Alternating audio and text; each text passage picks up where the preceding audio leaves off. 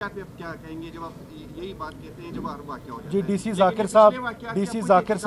DC Zakir साहब शहीद हुए, उनके बदले में हमने 6 लोग मारे और वो लोग जो इन्होंने उनको शहीद किया उनके खिलाफ ऑपरेशन हुआ और वो मारे गए। इसी तरह जो 26 अगस्त को हुआ उनके अगेंस्ट हमारा मस्तोंग में ऑपरेशन हुआ और उसमें भी उनके कुछ लोग मारे गए।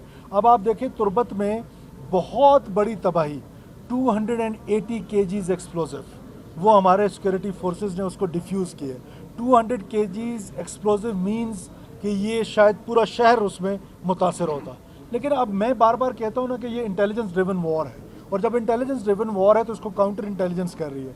जो इंटेलिजेंस 9 गोल रोक लेती है वो किसी को नज़र नहीं आते हैं, जो 1 गोल हो जाता है वो सबको नज़र आता है। सरफराज साहब, एपेक्स कमेटी में हिंदुस्तान में जो हालात थे बड़े अहम फैसले किए गए, उन पर अभी तक अमल दरामद की क्या पोजीशन है और विफाक किस हद तक आपसे ताउन कर रहे हैं? देखिए, वफाक का मुकम्मल ताउन हमारे साथ है, और जो एपेक्स कमेटी में डिसीजंस हुए थे, जब ऑनरेबल प्राइम मिनिस्टर यहाँ तशरीफ़ लाए थे, 2 किस्म के डिसीजंस हुए थे। एक काइनेटिक डिसीजंस थे, एक नॉन काइनेटिक डिसीजंस थे। नॉन काइनेटिक डिसीजंस में प्रोविंशियल गवर्नमेंट लीड पे है, उसमें फेडरल गवर्नमेंट की तरफ से सपोर्ट है, जिसमें फिस्कल सपोर्ट है, जिसमें हमने अपनी CTD को स्ट्रेंथन करना है, हमने अपनी पुलिस को स्ट्रेंथन करना है, अपने लेवीज़ को स्ट्रेंथन करना है।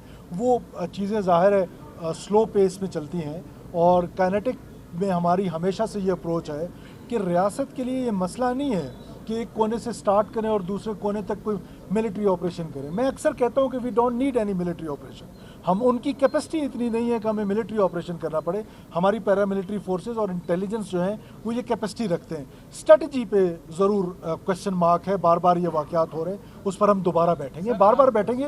वी कैन गो कि हम जाएंगे और उस पर बार बार काम करेंगे। नॉन काइनेटिक पे आपको पता है कि first time in history of Balochistan provincial government ने अपना एक टास्क फोर्स बनाया है, अपनी एक थिंक टैंक बनाया है, जो होम डिपार्टमेंट में बन रहा है, इस्टेब्लिश हो रहा है, जिसमें नॉन काइनेटिक जो उसकी अप्रोचेस हैं वो हम कर रहे हैं।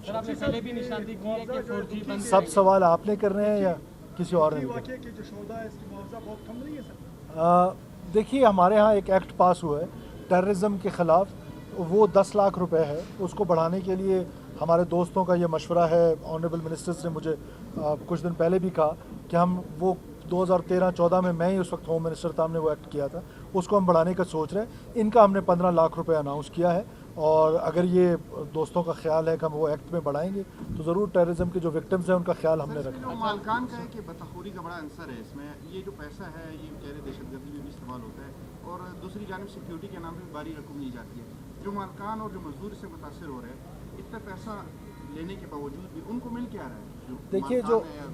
देखिए बिजनेसेस हो रहे हैं बलूचिस्तान में, बहुत सारे बिजनेसेस हैं, उसमें माइनिंग भी एक बिजनेस है। एक्सटॉर्शन, यस, एक्सटॉर्शन एक इशू है, एक्सटॉर्शन लिया जाता है। अब आपने जो एक्सटॉर्शन ले रहा है उसके ऊपर सख्ती करनी होगी, उसके ऊपर हमने प्लान करना है कि वो हम उसको इस काबिल ना बन छोड़ें कि वो जाके किसी बिजनेसमैन से, किसी एग्रीकल्चरिस्ट से वो एक्सटॉर्शन ले। और उसके लिए मैंने आपको कहा है कि स्ट्रेटजी बन रही, हम अपनी स्ट्रेटजी पे रीथिंक करने ट्यूसडे को जा रहे हैं।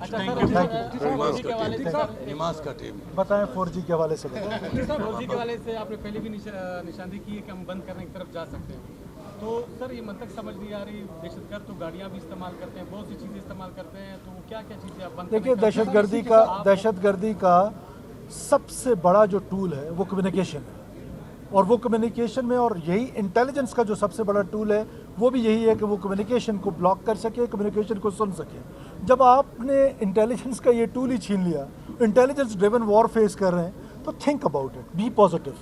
Thank you.